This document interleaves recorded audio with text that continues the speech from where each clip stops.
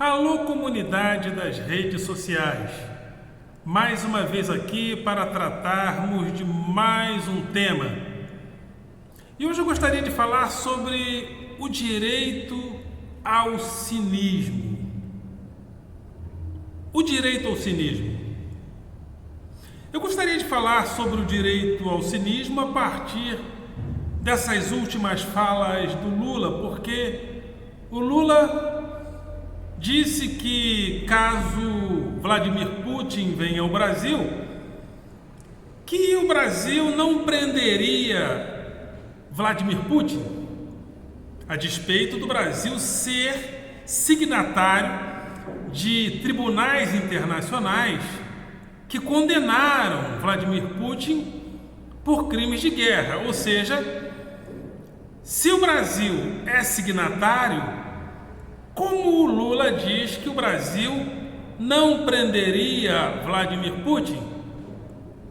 Evidentemente que isso gerou uma repercussão e Lula voltou atrás. Voltou atrás, inclusive de maneira muito cínica, se dizendo não conhecedor das existências desse tribunal.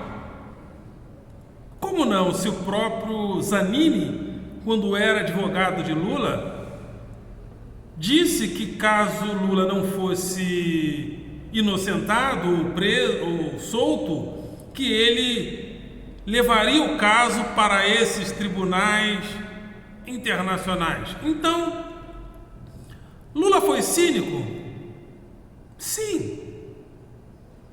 Porque eu não acredito que ele não sabia da existência desse tribunal. Eu aqui, como professor de escola pública, sabia? Lula não sabia? Muito pouco provável.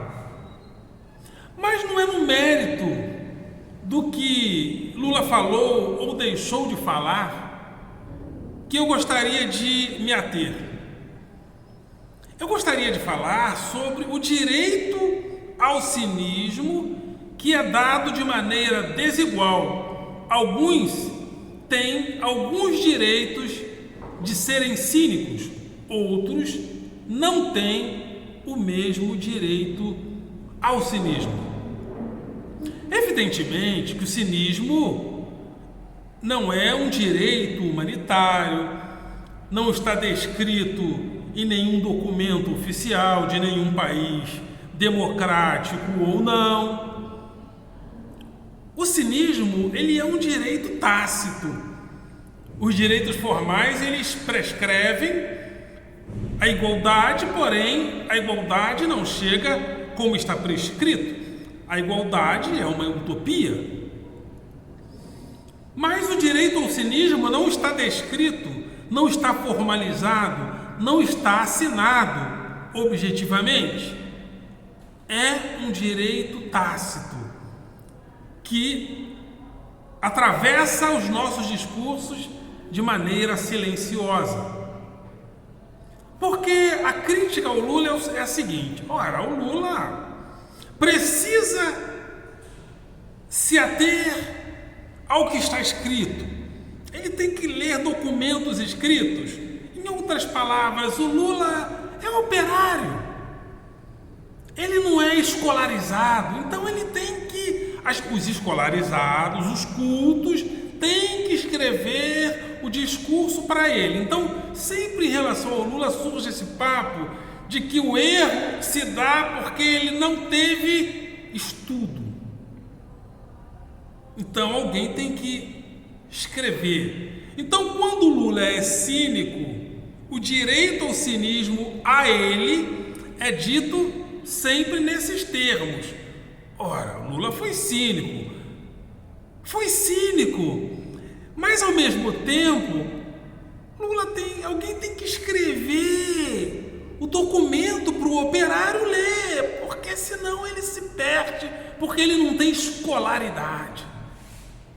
Mas muitas e muitas bobagens, quando eram faladas por Donald Trump e até pelo Bolsonaro, as coisas não eram dirigidas nesses termos de que quem falou foi o operário, quem falou, principalmente o Trump, formado em Harvard.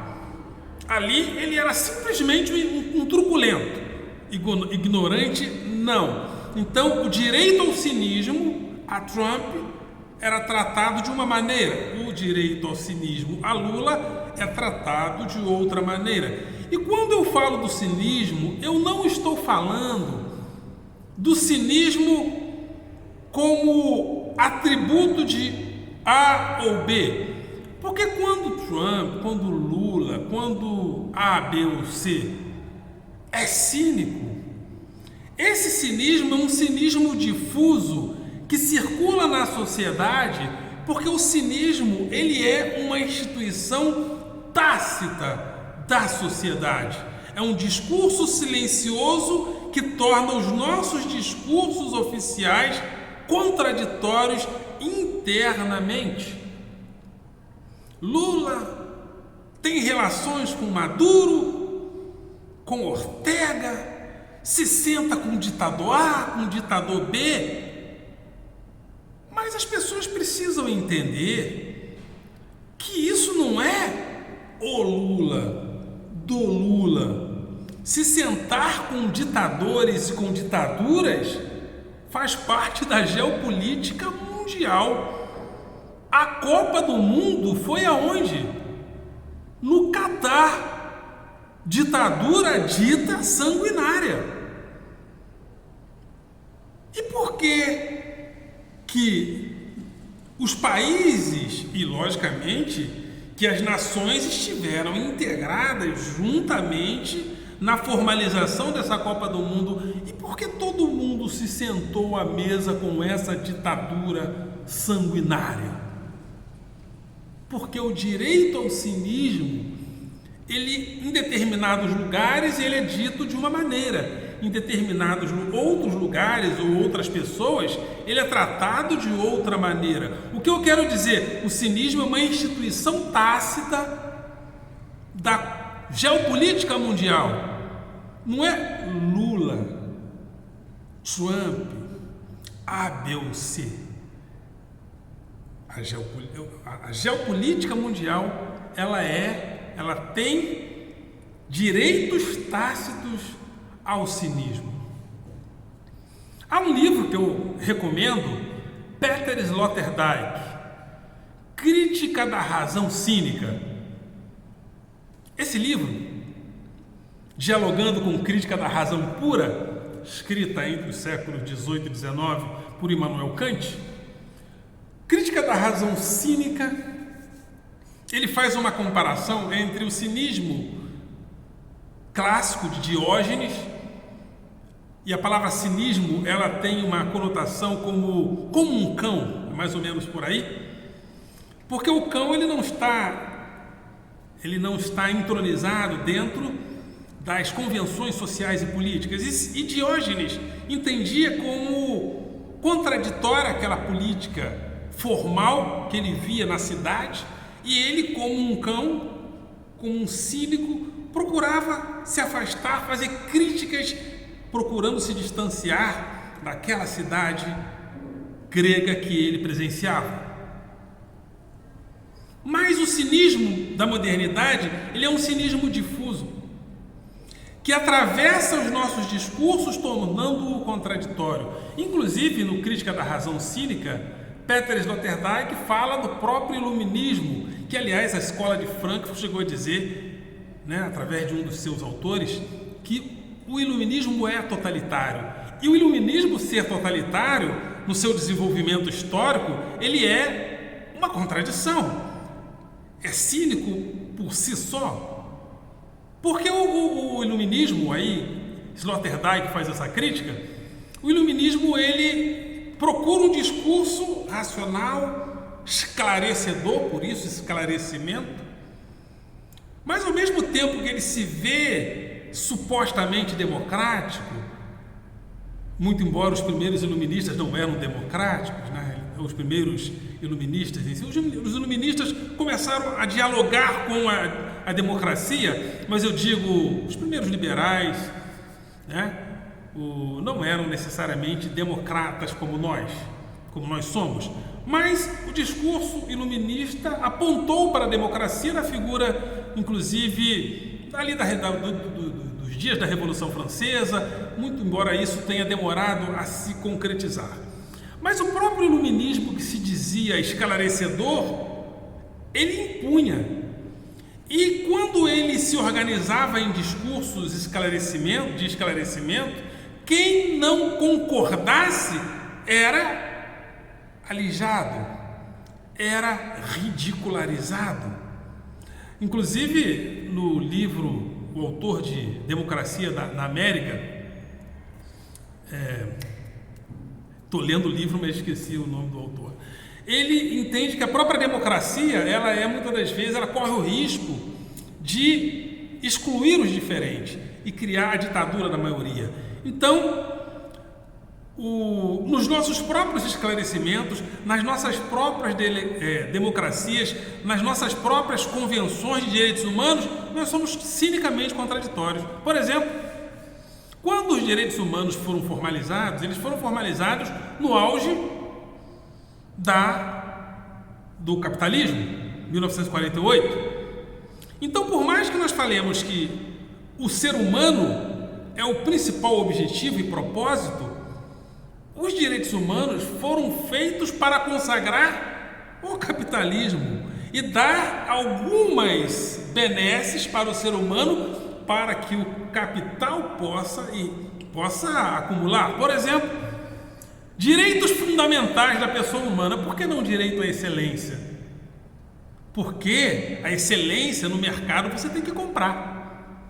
Se todos tiverem direito à excelência, não há capitalismo, não há mercado do luxo. Então, os próprios direitos humanos, internamente, eles são contraditórios e eles são cínicos. Porque o principal objetivo das nossas vidas, mesmo sob o discurso de direitos humanos, é o capital. É o capital que precisa acumular, porque nós somos uma sociedade, primeiro capitalista, para depois sermos, nas nossas utopias, humanistas. Então percebam que o cinismo está presente. O cinismo está presente nos nossos discursos. Por exemplo, hoje em dia, se nós formos falar de ditadura, nós falamos de quê? Ditadura. Ditadura é Cuba. Não estou dizendo que não é. Ditadura é China. Não estou dizendo que não é. Ditadura é Venezuela. Não estou dizendo que não é. Mas, curiosamente, se nós pegarmos os Estados Unidos é considerado uma democracia desde quando os negros não podiam votar, desde quando os negros não tinham direitos civis, desde quando as mulheres não podiam votar. Os Estados Unidos eram, então, uma democracia, já que a maioria impunha a determinadas minorias certas condições. Os Estados Unidos é uma democracia? Sim, não estou dizendo que não é. Mas não é. É por quê? Porque conquistou o direito diplomático de, na diplomacia, dizer que sim. E nós acreditamos. Mas é uma conquista diplomática que está muito além de ser ou não ser. Porque não é o conteúdo de uma democracia que a torna uma democracia, que a torna convencionalmente ou hegemonicamente uma democracia no mundo chamado civilizado, no mundo ocidental. É a capacidade de dizer e de conquistar espaços democráticos, espaços diplomáticos para se fazer uma democracia respeitável. Porque nos Estados Unidos, inclusive, quem elege um presidente não é um cidadão. Não, quem elege é um colégio eleitoral. A maioria dos cidadãos podem votar num candidato, mas o colégio eleitoral diz não. É assim, esse que ganhou. Isso é uma democracia? Se alguém disser que não, se alguém disser que os Estados Unidos não era uma democracia quando eles tinham escravos, está errado? Dependendo do discurso, não. Mas não é um discurso hegemônico. Não alcançará a legitimidade. Quem é menos democrático? Cuba de hoje ou os Estados Unidos da época que tinha escravos, que a mulher não votava? Se a gente for somar, talvez seja a Cuba de hoje. Porque Cuba tem eleições para todos os cargos, só não tem eleição para o Conselho de Estado, para o Conselho de Ministros. Ou melhor, para o Conselho de Estados, né?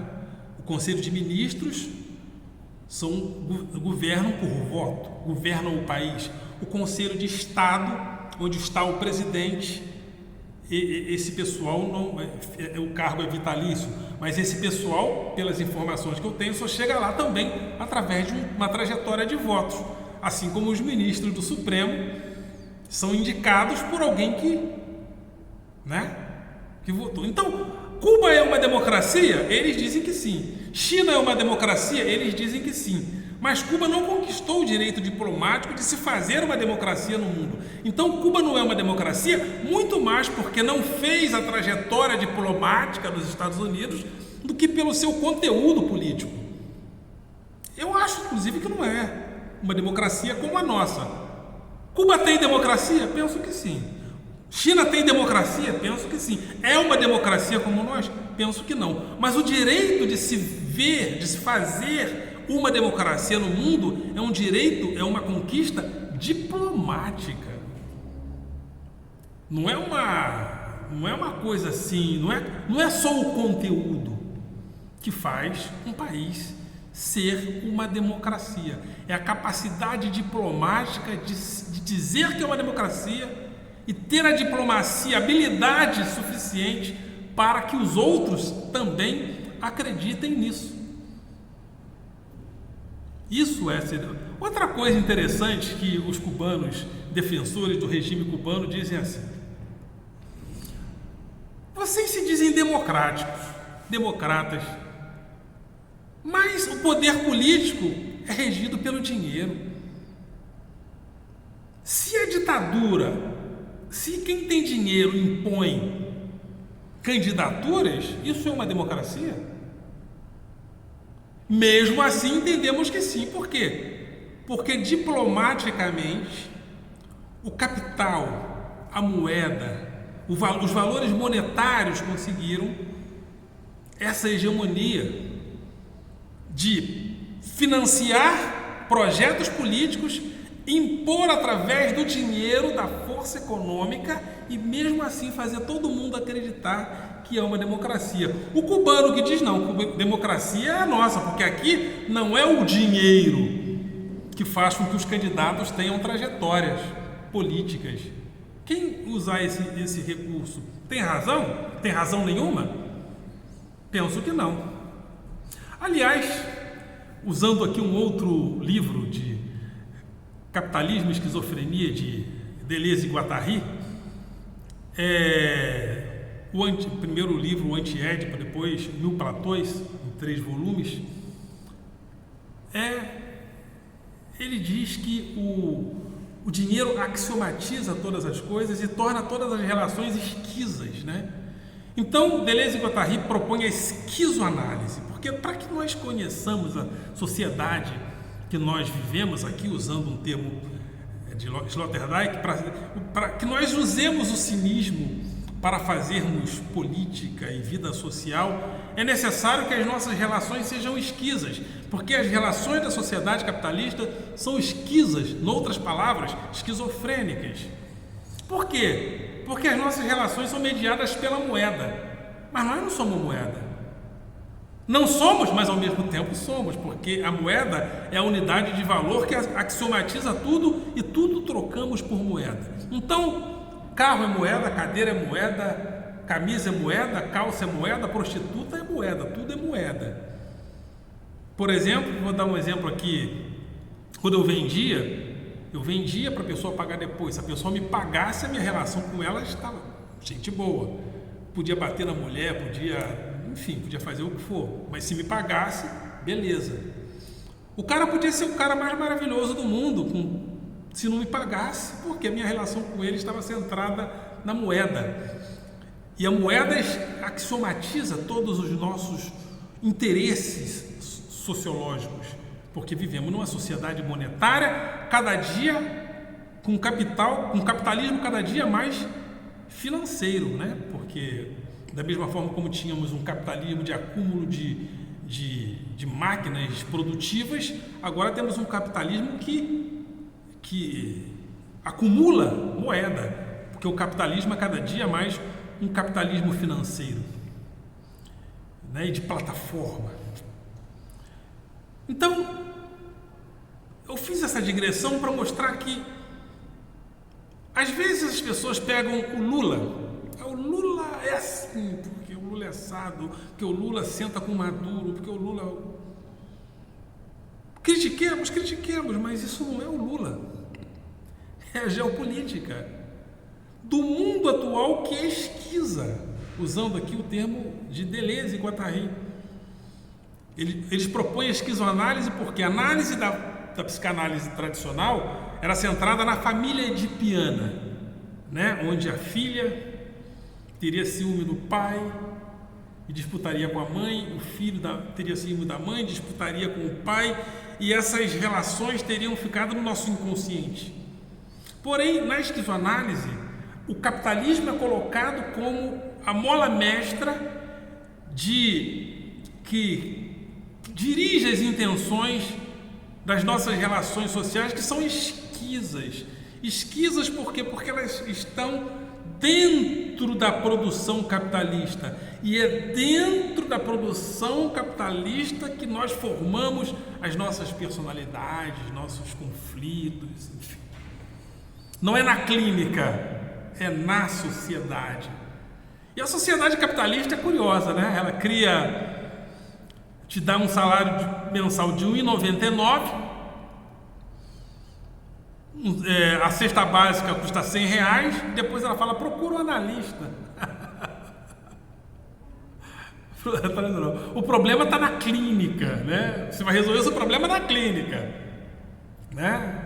E não solucionando problemas sociais, né? Então é isso, eu comecei falando da palavra do Lula, né? Então é assim que nós estamos, é assim que nós vivemos. Pegamos alguns e damos o direito ao cinismo a ele. A Cuba, se disser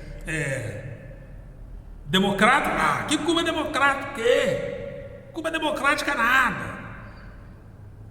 Os Estados Unidos pode se dizer democrático desde quando tinha escravo. Porque o direito ao cinismo que é dado aos Estados Unidos é um. O direito ao cinismo que é dado a Cuba é outro, por causa de relações diplomáticas. Então, se o político A ou B de esquerda se senta com o Maduro, com Ortega, sentou com o ditador. O mundo inteiro se sentou com o Catar para produzir uma Copa do Mundo. Mas o mundo inteiro que se sentou com o Catar para produzir uma Copa do Mundo tem direitos ao cinismo. Afinal de contas, é a Copa do Mundo. A bola vai rolar. A bola vai rolar. O capital precisa circular. E dentro dessa circulação do capital, produzimos o quê? Uma relação esquiza entre nós.